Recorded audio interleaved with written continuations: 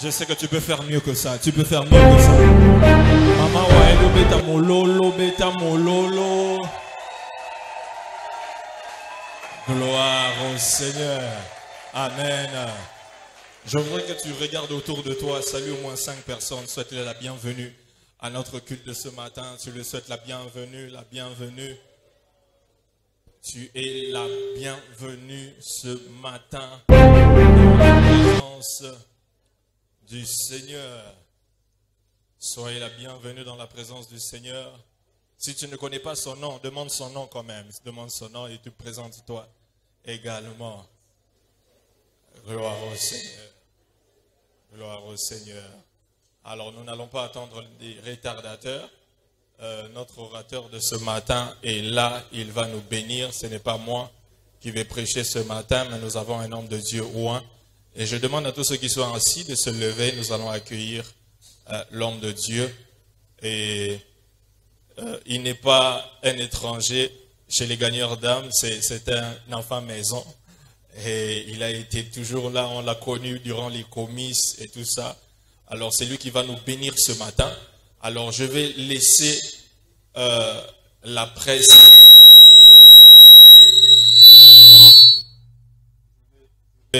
Je vais laisser la presse l'introduire.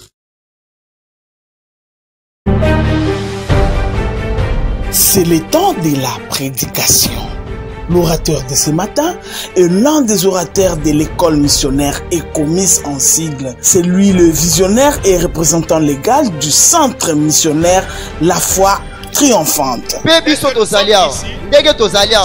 de nous, moko na biso, à un moment ou à un autre, na tango moko to mususu, d'une manière ou d'une autre, na lolenge moko to lolenge mususu, doit s'impliquer dans la mission. esengela mikota na kati netinda. Le Seigneur attend cela. Kolo azozela yango. Parce que cette parole s'adresse à tous les disciples. Bambateli loba oyo epesami na moyekoli nyonso. Priez pour la ville. Alobi po bondela pona Cela ngumba. parle de la prière. Nous Yabe devons zolo prier banatina pour nos villes, losambo. Esenge to bondela pona bingumba na afin que biso. les puissances des ténèbres reculent Wete nguya molile zonga sima. et que l'œuvre de Dieu puisse avancer. Pe musana nzambe kende liboso. Donc nous avons un travail missionnaire dans la ville Na boito na musala munene etinda na kati qui est ngumba. aussi important Oye eza pe motu ya makasi. parce qu'il y a un peuple nombreux dans nos villes Bambateli libote bele na qui kati doivent ngumba. être atteints. Oye esengeli bayoka sango malamu. Lèvons-nous et accueillons le pasteur Paulin et Simon Deke.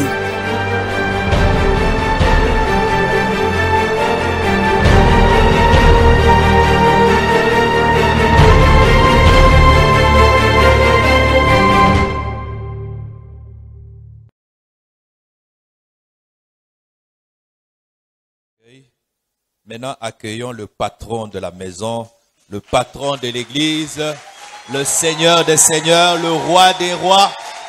Alléluia. Merci Seigneur. C'est grâce à lui que toi et moi nous sommes là ce matin. Que son nom soit béni. Amen. Prions ensemble.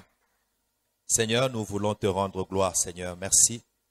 Merci pour ce temps et merci pour cette opportunité que tu nous donnes de nous approcher de toi, Seigneur, de venir dans ta présence. Il est écrit que heureux celui que toi tu admets dans ta présence. Seigneur, je veux que cette joie et ce bonheur nous envahissent déjà ce matin à cause de ta présence. Oui, Seigneur, nous sommes là pour t'adorer, pour te louer, pour t'élever, Seigneur, mais aussi pour t'écouter. Et le temps est là, Seigneur, pour que nous puissions t'écouter. Tu as une parole pour chacun de nous. Tu as une instruction pour ton peuple. Seigneur, parle-nous. Parle à chacun de nous, Seigneur. Tu connais l'attente de chacun de nous. Tu connais le défi de chacun de nous. Tu connais les difficultés, les problèmes de chacun de nous. Et Seigneur, ce matin, et que la bénédiction que tu as attachée à ta parole ce matin atteigne chacun au nom de Jésus. Dispose le cœur de ton peuple à recevoir cette parole avec foi, simplicité, et que cela produise du fruit dans nos vies, Seigneur, et que cela amène la gloire dans la vie de chacun. Merci pour l'onction qui est en ce lieu et qui coule sur nous pour que nous soyons un canal fidèle pour communiquer ta pensée et ta volonté. Que tout soit pour ta gloire et ta gloire seule. Au nom de Jésus-Christ, nous avons ainsi prié. Et avec foi, nous disons Amen. Amen. Veuillez vous mettre. Que Dieu soit loué. C'est en français, je parle en français? Ok, merci. Je rends grâce à Dieu pour cette opportunité ce matin d'être là. Et cette grâce que Dieu me fait de revenir en ce lieu pour partager la parole de Dieu avec vous.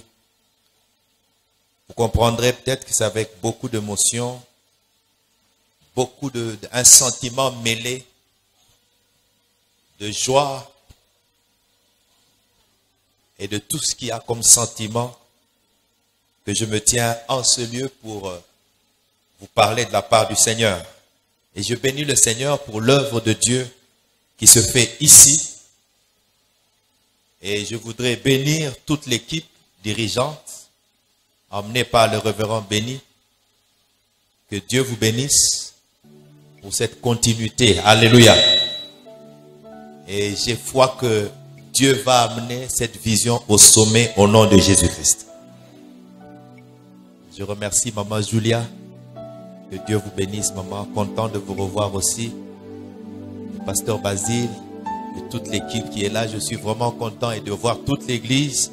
Et merci pour l'amitié et la sympathie que vous me faites d'être là. Et comme le révérend Béni l'a dit, je suis un enfant de la maison. Amen. Ouais, si vous ne me connaissez pas, mais moi je suis un enfant de la maison. Amen.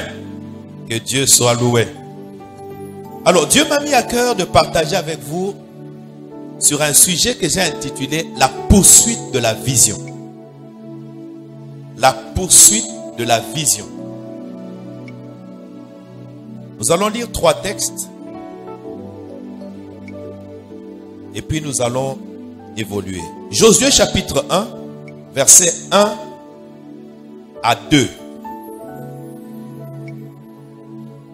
Josué chapitre 1, versets 1 à 2, la Bible dit: après la mort de Moïse, serviteur de l'Éternel, l'Éternel dit à Josué, fils de Nun, assistant de Moïse: Moïse, mon serviteur, est mort. Maintenant, lève-toi, traverse le Jourdain que voici, toi et tout ce peuple, en direction du pays que je donne aux Israélites. Nous lisons aussi Habakkuk chapitre 2, versets 1 à 3. Les lecteurs habituels de la Bible savent déjà de quoi il s'agit. Habakkuk chapitre 2, la Bible dit: je vais prendre mon tour de garde, je vais me tenir sur le rempart, je vais guetter pour voir ce qu'il me dira et ce que je répliquerai au sujet de mes doléances. L'Éternel me répondit en ces termes: écris une vision, grave-la sur les tablettes afin qu'on la lise couramment, car c'est une vision dont l'échéance est fixée. Elle aspire à son terme, elle ne décevra pas. Si elle tarde, attends-la, car elle s'accomplira certainement, elle ne sera pas différée. Amen. Nous pouvons lire aussi Jean chapitre 20, verset 21, pour terminer. Jean chapitre 20, verset 21. Je crois qu'on peut le réciter même par cœur.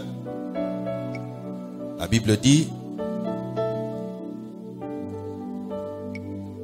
Jésus leur dit de nouveau: que la paix soit avec vous. Comme le Père m'a envoyé, moi aussi je vous envoie. Merci d'avoir honoré la parole de Dieu.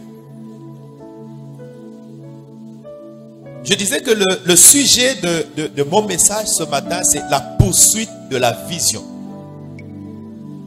La vision est importante pour tout chrétien. Tout commence par la vision. Tout commence par la vision. Même cette œuvre dans laquelle nous sommes ce matin a commencé par une vision. C'est le commencement de toute chose, la vision. Dieu traite avec nous au travers de la vision. Il nous conduit au travers de la vision. Il nous parle au travers de la vision. Il nous fortifie au travers de la vision. Il nous motive au travers de la vision. Donc nous traitons avec Dieu au travers de la vision. C'est pourquoi elle est très importante pour chaque chrétien. Ce n'est pas seulement une question des pasteurs, une question d'évangélistes ou de ceux qui sont appelés au ministère. C'est une question de tout chrétien. Et même la Bible nous montre le danger de manquer la vision. Proverbe chapitre 29, verset 18, la Bible dit: sans la révélation, sans la vision, le peuple est sans frein. J'aime la version français courant. Français courant dit ceci: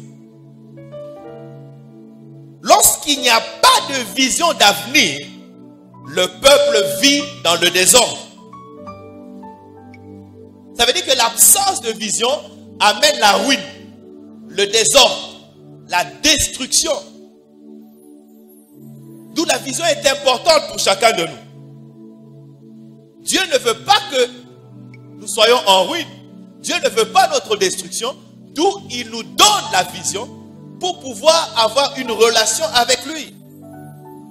Toute relation avec Dieu est entretenue au travers de la vision. C'est pourquoi chacun de nous a besoin de la vision. C'est une chose qui concerne chaque chrétien. Et comme Dieu veut que chaque chrétien entre dans sa destinée, dans son canon, alors il donne à chacun de nous une vision. Mais c'est quoi la vision? Qu'est-ce que la vision? La vision, de manière simple, c'est la révélation du plan de Dieu pour vous, pour un homme. C'est l'agenda de Dieu pour votre vie. Donc, vous n'êtes pas là par hasard. Vous n'existez pas par hasard. Il y a un plan de Dieu pour vous. Il y a un agenda prophétique pour vous. C'est pourquoi lorsque vous naissez de nouveau, lorsque vous vous convertissez, vous commencez à vivre selon un agenda prophétique. Vous ne vivez plus par hasard. Vous entrez dans l'agenda de Dieu pour suivre une voie que Dieu a tracée pour vous. Il dit: je connais les projets que j'ai formés sur vous, des projets de paix et non de malheur. Et c'est lorsqu'il vous révèle ce plan-là que vous recevez la vision. Ça veut dire que la vision comporte votre avenir, votre futur. Votre futur se trouve dans la vision que Dieu vous donne. C'est pourquoi la vision est importante. Elle vous donne une destination. Vous savez où vous allez. Parce que si vous ne savez pas où vous allez, vous ne saurez même pas où vous êtes arrivé. Personne de vous ne peut monter dans un véhicule qui ne va nulle part. Imaginez, vous êtes aux arrêts, vous demandez un taxi, vous allez où? Il vous dit nulle part. Vous allez monter dans ce taxi? Non, parce qu'il n'a pas de direction. On ne monte que dans un véhicule qui a une direction et qui va dans le sens où vous allez. Donc votre vie sera frustrante si vous n'avez aucune direction. Et là, on peut vous amener n'importe où. Mais lorsque vous avez une vision, vous avez une destination, vous avez une direction. C'est ça l'importance de la vision. Vous ne vous levez pas juste le matin pour vous lever comme tout le monde. Non. Quand vous vous levez le matin, vous savez ce qu'il faut faire. Vous savez où vous devez arriver. Vous savez où votre journée doit s'arrêter. C'est pourquoi un homme de vision, c'est un homme discipliné. C'est un homme qu'on ne peut pas emmener dans n'importe quel mouvement.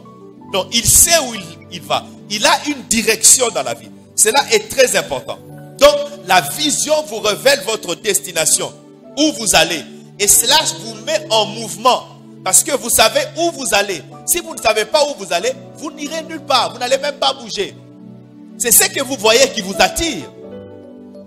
Je crois que les mamans seront d'accord avec moi. Généralement, lorsqu'un enfant est tout petit et qu'on veut lui apprendre à marcher, on veut le mettre en mouvement. Qu'est-ce qu'on fait? On prend un objet, on met devant lui Et quand l'enfant est là, vous voyez, l'enfant commence à se mettre en mouvement. Il veut aller vers l'objet. C'est-à-dire qu'il va vers ce qu'il voit. Il commence à se mettre en mouvement.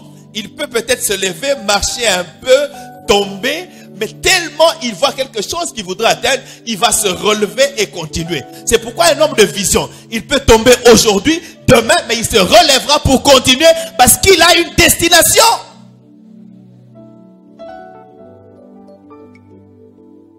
Le bébé peut pleurer lorsqu'il n'arrive pas. Mais parce qu'il a vu quelque chose, parce qu'il voit quelque chose devant lui, il se met, il part. Donc la vision vous met en mouvement dans la vie.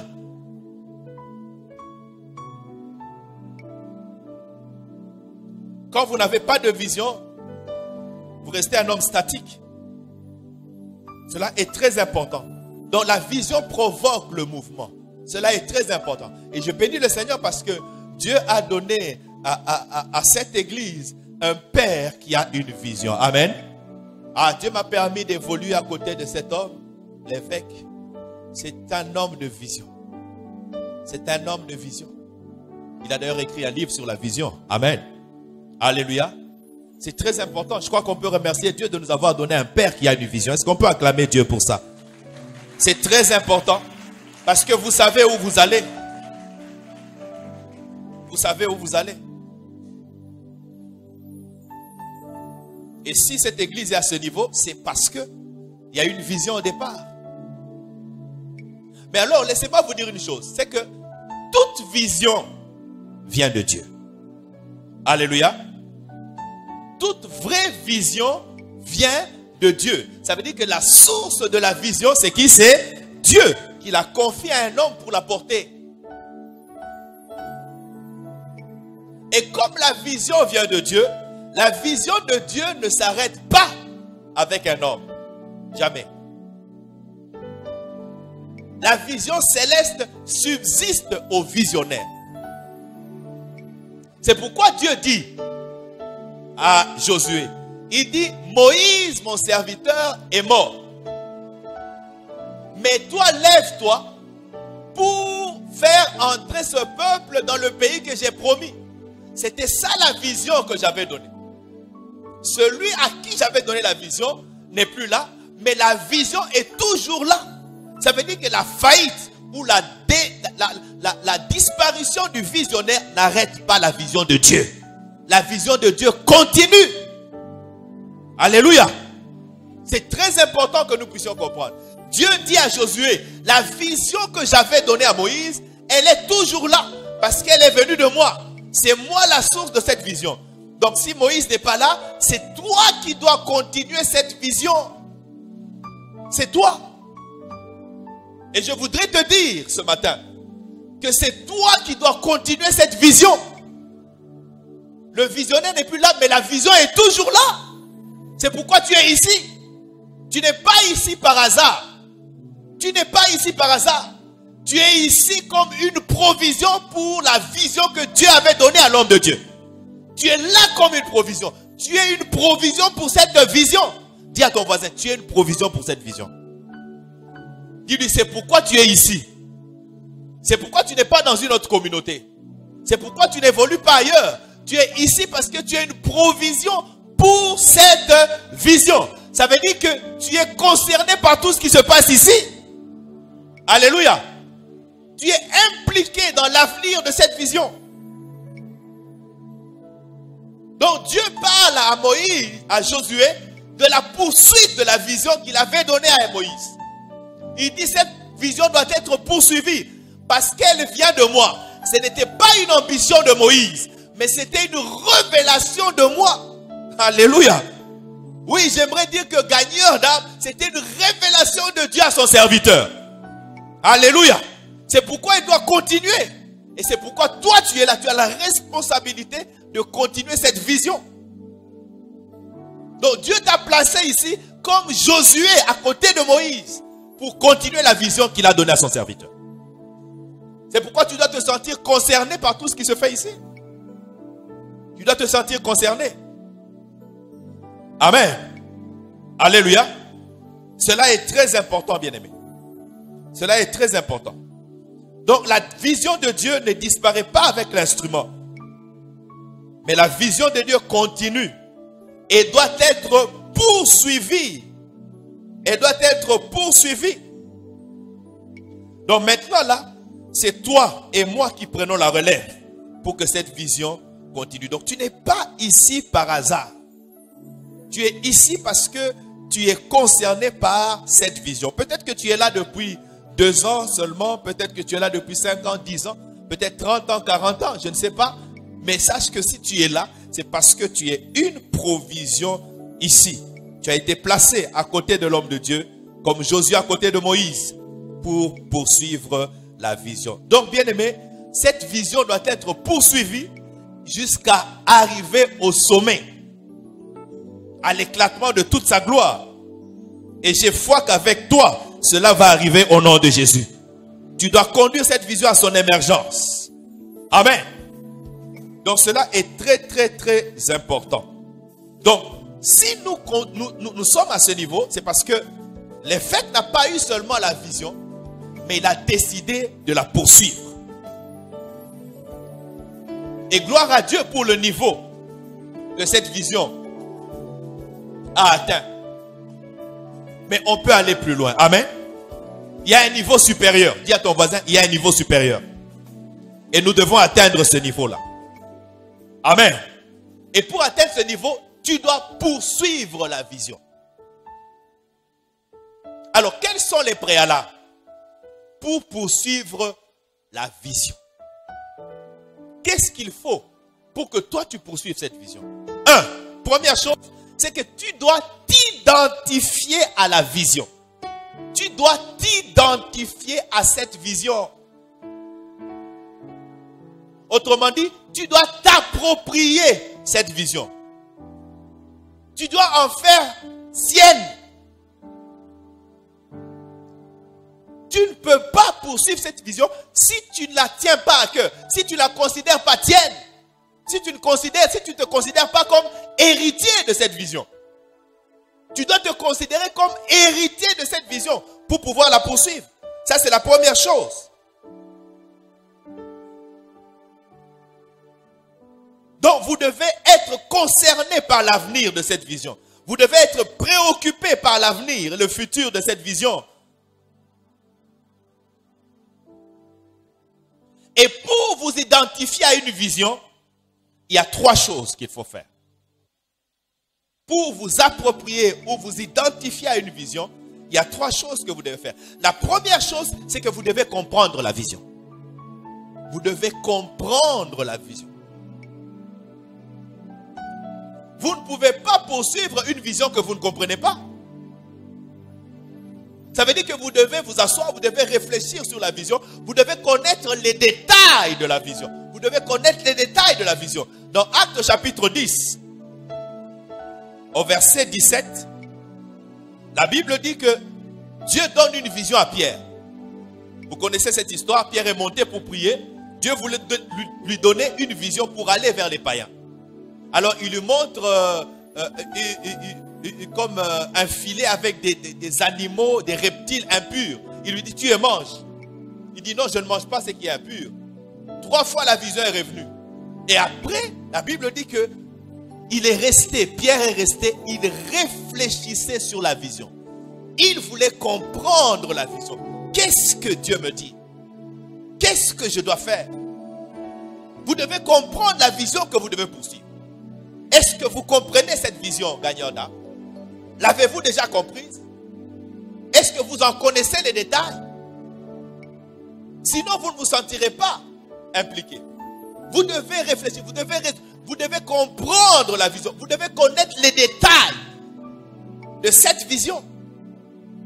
Cela vous permettra de vous y impliquer totalement. Parce que vous savez ce qu'il faut faire. Vous avez compris ce qu'il faut faire. Donc ça doit être un devoir de chacun de nous de chercher à comprendre cette vision, à connaître les détails de cette vision. Pour que tu puisses t'impliquer totalement. Parce que maintenant la responsabilité est sur toi. Dieu a dit à Josué, c'est toi maintenant qui vas faire entrer. Tu dois comprendre le travail.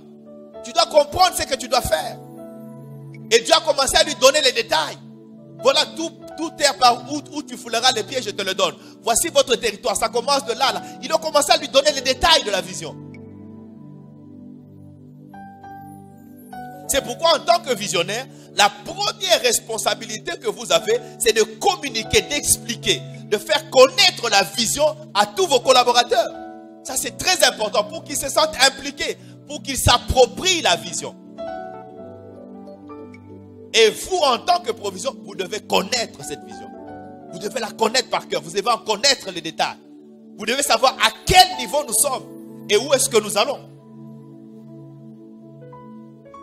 Lorsque l'évêque m'avait appelé pour que nous puissions travailler au niveau de l'Ecomis, son bureau était encore là-bas, je me souviens, sur cette avenue, il avait un bureau là. C'est là qu'on s'est assis et il m'a expliqué la vision en détail. Il m'a dit ce qu'il voyait, ce qu'il voulait faire. Et il m'a expliqué clairement. Et j'ai compris la vision. Et je lui ai dit que je vais entrer dans cette vision. Je vais travailler dans la vision. Pourquoi? Parce que j'ai compris. Il m'a expliqué les détails, où est-ce qu'il allait et qu'est-ce qu'il voulait avoir comme résultat. Et quand j'ai compris la vision, j'ai connu les détails, j'ai dit, je me suis impliqué dedans. Parce que ça a rencontré aussi ma préoccupation, mon souci. Et j'ai compris en fait que Dieu, voyant mon souci, voyant mon cœur pour la mission, il m'a dit, je vais t'attacher à une vision qui va dans le sens de ce que tu espères, de ce que tu regardes. Et je me suis impliqué dès le commencement. Et ça m'a épanoui personnellement. Amen. Alléluia. Parce que toute vision que Dieu te donne a un bénéfice pour les autres. Alléluia. Ça, c'est la caractéristique de la vision de Dieu. C'est qu'elle a un bénéfice pour les gens autour de toi. Ce n'est pas seulement pour toi seul, mais c'est pour toute la communauté. Et mon cœur est encore dans cette vision. Pourquoi? Parce que je me suis identifié à cette vision. Ecomis. C'est pourquoi mon cœur était dans ce travail-là et il est encore dans ce travail. Je suis prêt, je l'avais dit au révérend Béni, je suis prêt encore à travailler parce que je suis totalement impliqué. J'ai compris la vision. Et je vais travailler pour l'amener plus loin. Amen. Je sais. Il m'avait dit où est-ce qu'on doit aller avec cette vision-là. Je sais où ça va aller. Et nous devons travailler pour que ça arrive à ce niveau-là. Alléluia. Très important que tu comprennes ça. Donc la première chose, c'est que tu dois t'identifier à la vision. Tu dois accepter, tu dois connaître. Pierre a réfléchi sur cette vision-là. Amen. La deuxième chose pour s'identifier à une vision, c'est de la documenter. C'est de la documenter. Après avoir compris la vision, il faut la documenter. C'est-à-dire, il faut l'écrire. Habakkuk chapitre 2, verset 2. Dieu dit à Habakkuk, il dit, tu dois écrire la vision. Tu dois écrire, la documenter. Écrire la vision, mettre le document, la vision sur un document. C'est la première façon de rendre visible une vision. Parce que la vision, c'est une révélation mentale. C'est dans ton esprit que Dieu te donne la vision. Mais pour la rendre visible, la première façon de rendre visible votre vision, c'est de l'écrire. C'est la première façon de la matérialiser. Parce qu'elle devient visible. Dieu dit qu'on la lise couramment, qu'on la voie maintenant. C'est très important. C'est pourquoi c'est écrit ici. La vision est écrite ici. Pourquoi? Pour que tu sois documenté. Pour que tu connaisses la vision. Qu'elle te pénètre. Qu'elle te pénètre. Que tu la vois. C'est pourquoi on écrit la vision. Pour que chaque jour que tu peux la lire, elle te pénètre. Tu sais, et elle s'identifie à toi. Tu commences à t'identifier à elle parce que tu la lis chaque jour. Tu la vois chaque jour. Elle est là constamment devant tes yeux. Quand Dieu te donne une vision, la première chose ou la chose suivante que tu dois faire, c'est de la documenter, de l'écrire. Il dit écris la vision. Dans Apocalypse chapitre 1, verset 9 à 11, Dieu appelle Jean à l'île de Patmos. Il lui dit, je vais te révéler les choses qui vont arriver. Je vais te donner la vision des choses à venir. Mais il lui dit, écris ça, écris. Donc tu dois écrire, elle doit être documentée pour qu'elle soit poursuivie. Une vision, pour être poursuivie, elle doit être documentée. C'est pourquoi il est très important pour toi de connaître cette vision, de la lire. Et je sais que c'est une habitude chaque année dans cette église que la vision de l'année soit écrite. J'ai vu plusieurs fois cela. Amen. Alléluia. Quelle est la vision de cette année? C'est très important. Et j'ai l'habitude aussi dans notre église de le faire. Chaque début de l'année, je réunis tous les serviteurs et sur un écran, sur un document, sur, comment on appelle ça, le projecteur, je projette la vision de l'église en détail. Chaque année, tous les serviteurs, on se remémore ça. Parce que c'est écrit. Pour qu'on sache où nous allons. Cela est très important. Donc quand vous avez une vision, il faut qu'elle soit documentée. C'est alors que petit à petit, elle s'identifie à vous. Amen. Alléluia. Et la troisième chose, c'est l'aimer. Vous devez aimer la vision. Vous devez la chérir et la porter. La garder dans votre cœur. Alléluia. Ça c'est très important, bien-aimé. Vous devez garder cela. Lorsque Joseph a eu la vision que Dieu lui a donnée, il a gardé cela dans son cœur. Quand bien même il a commencé à traverser des situations difficiles, des situations compliquées, mais il avait gardé la vision dans son cœur. Et lorsque vous gardez la vision, lorsque vous aimez une chose, vous allez en parler. Ne vous gênez pas de parler de votre vision. Vous en parlez aux gens autour de vous parce que vous aimez cette vision, parce qu'elle est vôtre. Parce que vous la chérissez. Vous devez en parler. Vous devez en parler. Donc en tant que membre, provision de cette vision, vous devez parler de cette vision. Vous devez parler de l'église gagnant d'âme. Partout où vous êtes, vous devez en parler. Vous devez partager cette vision. Parce qu'il y a d'autres brebis de cette bergerie qui ne sont pas encore là, qui viendront par votre partage de cette vision-là. Alléluia. Quand vous aimez quelque chose, vous devez en parler. Quand vous devez en parler. Ça montre que vous vous réjouissez de cette vision-là. C'est très important. Vous devez parler de cette vision partout. Vous devez en parler. C'est là que vous vous identifiez à la vision. Plus vous en parlez, plus vous vous identifiez. Lorsque les apôtres avaient reçu la vision du Seigneur Jésus et qu'ils avaient la responsabilité de poursuivre cette vision, ils commençaient à en parler dans tout Jérusalem. Dans Actes chapitre 4, la Bible dit qu'on les a attrapés par le Sanhédrin, les responsables religieux. Ils ont dit, c'est fini. Jésus est mort, on l'a tué, il est parti avec sa vision. Vous n'avez plus le droit d'en parler. Arrêtez, on les a fouettés. Mais voici la réponse de Pierre. Il dit, jugez vous-même. Si nous devons obéir à Dieu ou à vous, nous ne pouvons pas ne pas parler des choses que nous avons vues et entendues, que nous avons vécues et qui sont restées dans notre cœur. Nous allons continuer à parler. Et la Bible dit qu'ils ont rempli Jérusalem de l'enseignement de Jésus-Christ. Amen. Pourquoi? Parce qu'ils avaient cela dans leur cœur. Rien ne pouvait les empêcher de continuer à parler de quelque chose qu'ils ont aimé, à laquelle ils ont adhéré et qu'ils ont avalé. Si vous avez avalé cette vision, alors vous serez prêt d'en parler partout. Et à tout moment. Parce que vous en êtes l'héritier. Et vous en êtes celui qui doit continuer la vision. Amen. Alléluia. Paul aussi dit dans Actes chapitre 26 verset 19, il dit au roi Agrippa, il dit, je n'ai pas pu résister. Si on m'a amené ici, c'est à cause de la vision céleste qui m'a été donnée sur la route de Damas. Et je n'ai pas résisté à la vision. Dès lors que j'ai reçu la vision, je l'ai gardée dans mon cœur. J'ai commencé à en parler partout. Et si je suis devant toi, on m'a arrêté parce que je suis en train d'en parler. Je suis en train de diffuser cette vision que j'ai reçue du Seigneur. Il dit, je n'ai pas résisté à la vision céleste. Quand vous avez une vision, vous devez en parler. Même si elle est petite, même si les gens s'en moquent, c'est votre vision. Gardez-la. La Bible dit, ce qui est... Ne négligez pas les faibles commencements. Vous verrez le niveau entre les mains des Zorobabel. Même si votre vision est petite, comment? Chérissez-la. Elle est la vôtre. Demain, Dieu la rendra grand. Amen. Cela est très important. Cela est très important. Donc vous devez aimer cette vision. Vous devez la chérir. Vous devez en parler.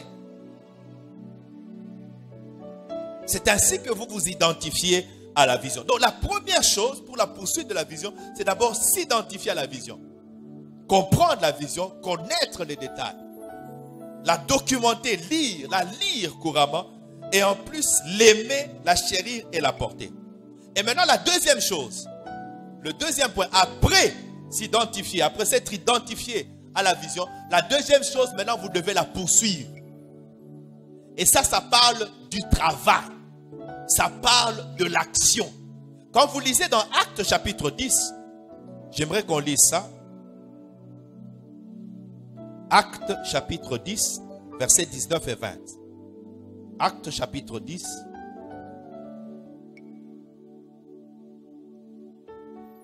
Dieu, après avoir donné la vision à Pierre, qu'est-ce qu'il lui dit? Actes chapitre 10. Il dit ceci, au verset 19. Et comme Pierre réfléchissait sur la vision, l'Esprit lui dit, voici 3 hommes qui te cherchent. Lève-toi, descends et pars avec eux sans hésiter, car c'est moi qui les ai envoyés. Amen.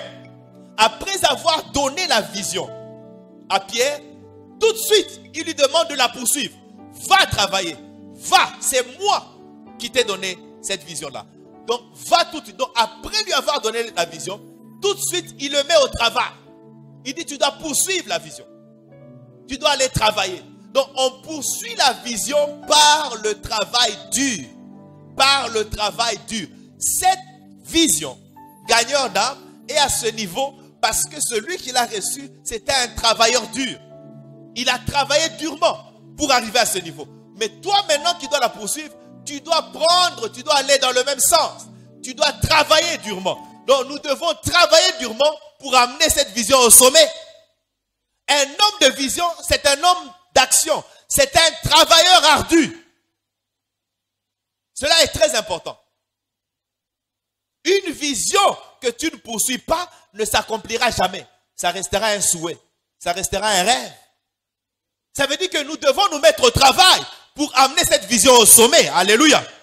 Et comme chacun de nous est héritier de cette vision, chacun de nous doit s'impliquer dans le travail. Chacun de nous doit s'impliquer dans le travail. Donc c'est le temps de travailler, bien-aimé, pour amener cette vision là où Dieu la veut. Nous devons travailler.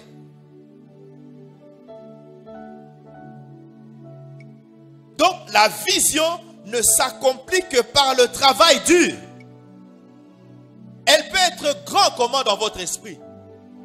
Elle peut être belle comment dans votre esprit. Mais si vous ne décidez pas de travailler, si vous ne décidez pas de poser des actes dans le sens de la vision, elle restera un rêve.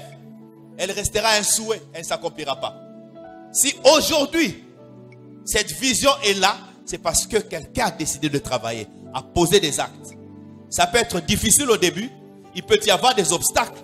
Mais comme c'est la vision de Dieu, Dieu amènera le miracle pour que sa vision continue. Alléluia.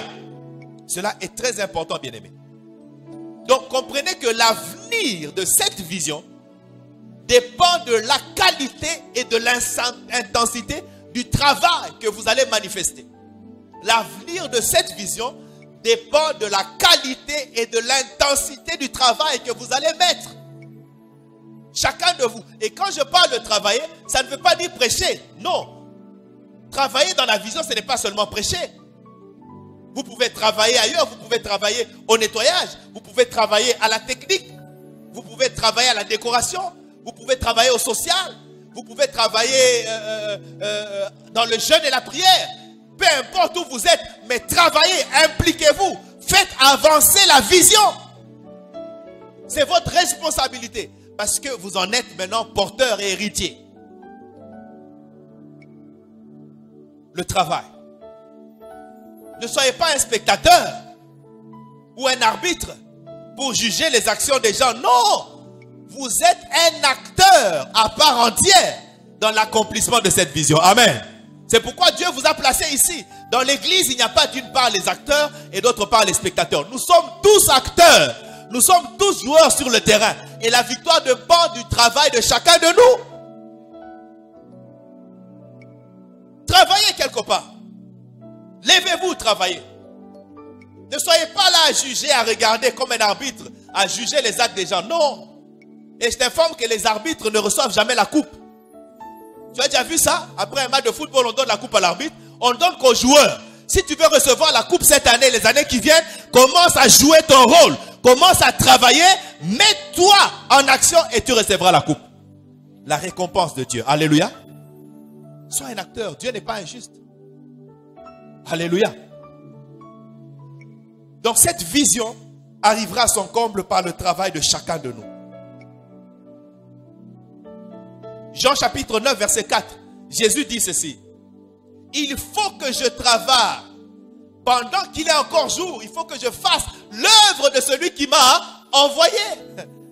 Donc il faut que j'accomplisse la vision que j'ai reçue pendant qu'il fait encore jour. Et il dit il faut. C'est une obligation. Jésus a fait du travail une obligation. Et un visionnaire, le travail n'est pas facultatif. Le travail est une obligation.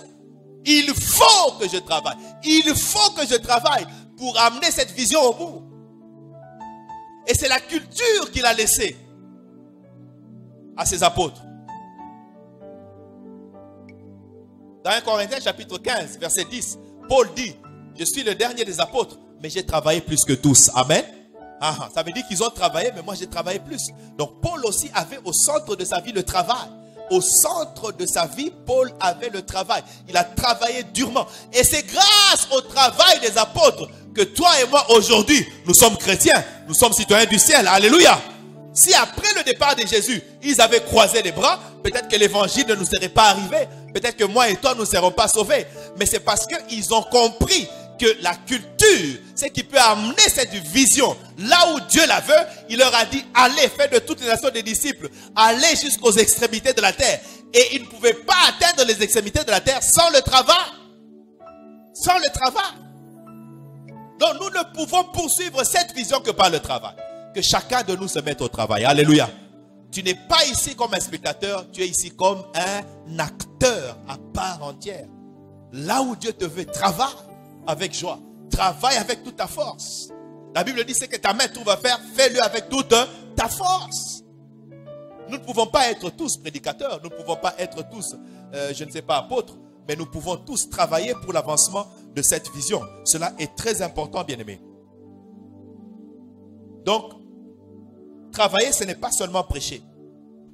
Vous pouvez travailler à l'administration. Josué travaillait à l'ombre de Moïse. Alléluia. Mais c'est lui qui a hérité de la vision. Donc c'est très important. Et lorsque vous poursuivez la vision, le ciel est mobilisé pour vous aider à réussir. Et c'est alors que la provision vient. Je me souviens lorsque Dieu m'avait donné la vision de notre église. J'ai fait longtemps, j'ai hésité. Je l'avais déjà documenté, mais j'ai hésité. J'étais à la maison, j'ai hésité. Dieu a envoyé des gens pour me dire, il faut commencer maintenant. Exactement comme il a envoyé le Saint-Esprit à Pierre. Il dit, va, commence, va avec ces gens-là. Descends, pas. C'est moi qui les ai envoyés. Dieu me dit, c'est moi qui t'ai donné cette vision. Va, commence à travailler. Et j'ai commencé à travailler dans ma maison. J'ai créé un bureau dans la véranda chez moi. Là, quand vous venez, les amis qui venaient ce matin, le matin, ils me trouvaient. À 9 h, je me levais, je me lavais, je mangeais et je m'asseyais sur mon bureau. C'était au véranda. Je travaillais. Quand les amis venaient dire, qu'est-ce que tu fais? Je dis, je travaille. Il y a un ami qui souriait, il se disait, mais toi, je dis, je travaille. Parce que j'ai compris la vision. Elle ne peut pas être poursuivie sans travail. Et c'est là que la provision a commencé à venir. Dieu a commencé à envoyer des gens qui venaient. On a commencé la prière, on a commencé à s'organiser. Et l'argent aussi a commencé à venir. Donc c'est lorsque vous poursuivez la vision que la provision vient. N'attendez pas que la provision vienne avant que vous commenciez à la poursuivre. Donc si nous continuons à travailler, la provision continuera à venir. Alléluia. La provision n'est pas partie. La provision continuera à venir tant que nous mènerons cette vision au sommet.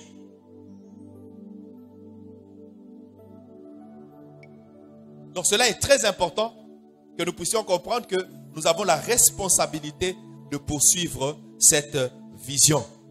Amen. Alléluia.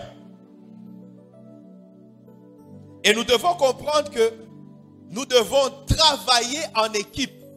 Parce que les tâches divines, les visions divines sont accomplies par une équipe divine.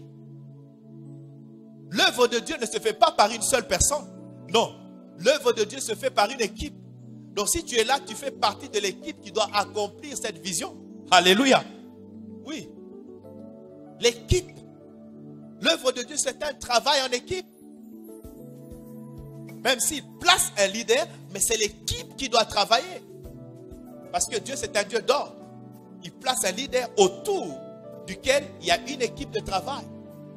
C'est pourquoi Jésus, quand il est parti, il n'a pas laissé un individu, il a laissé une équipe. Amen. Jean chapitre 20, verset 21. Il a dit, comme le Père m'a envoyé, moi aussi je vous. Il n'a pas dit je t'envoie, il a dit je vous envoie. Dans Matthieu chapitre 28, verset 19 et 20, il dit quoi? Tout pouvoir m'a été donné dans les cieux et sur la terre. Il n'a pas dit va, il a dit allez. Pourquoi? Parce que vous devez travailler ensemble, en équipe. Si nous voulons amener cette vision très loin, nous devons travailler ensemble. Nous devons travailler unis. Nous devons travailler en équipe. Alléluia. Oui. Et si nous sommes unis, si nous travaillons en équipe, rien ne nous sera impossible. Alléluia. Nous allons accomplir ce que Dieu a prévu pour nous. Alléluia. Cela est très important. Donc ce qui nous reste à faire, c'est d'être autour du leader et travailler ensemble pour la poursuite de cette vision. Vous n'êtes pas ici par hasard. Vous n'êtes pas ici comme un spectateur. Vous n'êtes pas ici seulement pour recevoir. Mais vous êtes ici pour donner de ce que Dieu a placé sur vous. Le don que Dieu a donné, vous a placé en vous pour que cette vision aille de l'avant. Qui croit que cette vision va aller plus loin? Qui pense qu'elle va atteindre le sommet? Si tu le crois, tu te tiens debout, tu commences à acclamer le Seigneur. Tu dis merci Seigneur. Merci Seigneur pour cette vision. Merci Seigneur pour cette vision. Si nous restons unis, si nous nous mettons au travail et nous regardons vers le même but, rien ne nous sera impossible. Rien ne nous sera impossible. Personne n'est inutile ici. Personne n'est par hasard ici. Chacun de nous est une provision pour cette vision. Chacun de nous doit se sentir concerné par l'avenir de cette vision. Et il doit travailler à cette vision. Alléluia. Je voudrais maintenant que tu pries. Que tu demandes à Dieu de te donner la conscience de la responsabilité que tu as pour l'avenir de cette vision. Tu dis Seigneur, donne-moi cette conscience. Et donne-moi le zèle et la force de travailler. De ne pas être un spectateur ou un arbitre, mais de travailler à l'accomplissement de cette vision. Élève ta voix, commence à prier. Dis Seigneur, parce que j'ai compris cette vision, parce que j'ai saisi le sens, parce que j'en connais la destination, j'en connais les détails, maintenant donne-moi la force de travailler Seigneur. Donne-moi la force de travailler, parce que je suis héritier de cette vision, parce que je ne suis pas ici par hasard. Seigneur, donne-moi la force, donne-moi la sagesse, donne-moi le zèle pour continuer à travailler, pour amener cette vision au sommet. Au nom de Jésus-Christ. Je voudrais que tu pries, bien-aimé. Prie pour cela. Dis Seigneur, donne-moi le zèle. Donne-moi le zèle. Donne-moi de me considérer. Que je sois toujours concerné par tout ce qui se passe ici. Que je contribue à l'avancement de cette vision, à l'accomplissement de cette vision. Voilà pourquoi tu m'as placé ici, Seigneur. Merci, Saint-Esprit. Merci, notre Dieu et notre Roi. Que toute la gloire te soit rendue. Prie, bien-aimé. Prie.